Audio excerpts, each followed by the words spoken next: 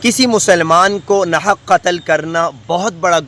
گناہ کبیرہ ہے۔ اللہ تعالیٰ قرآن کریم پارہ نمبر 5 سورہ نساء کی آیت کریمہ 93 میں ارشاد فرماتے ہیں وَمَن يَقْتُلْ مُؤْمِنًا مُتَعَمِّدًا فَجَزَاؤُهُ جَہَنَّمُ، جس نے کسی ایمان والے کو ناحق قتل کیا وہ قاتل کی سزا ہمیشہ کی جہنم کی آگ ہے۔ پیارے آقا محمد الرسول اللہ صلی اللہ علیہ وسلم نے فرمایا جس نے کسی مسلمان کو ناحق قتل کیا گویا کہ اس نے حرام کا ارتکاب کیا ہے۔ اسی طرح نبی صلی اللہ علیہ وسلم نے فرمایا جس شخص نے کسی مسلمان کے قتل میں ذرہ بر بھی تعاون کیا، بھلے وہ آدھے کلمے جتنی تعاون کیا ہو، وہ قیامت کے دن قاتل اللہ کے سامنے اس حالت میں آئے گا کہ اس کی پیشانی پہ لکھا ہوگا کہ یہ شخص اللہ کی رحمت سے محروم ہے۔ اسی طرح نبی صلی اللہ علیہ وسلم نے فرمایا تمام روئے زمین کے اگر انسان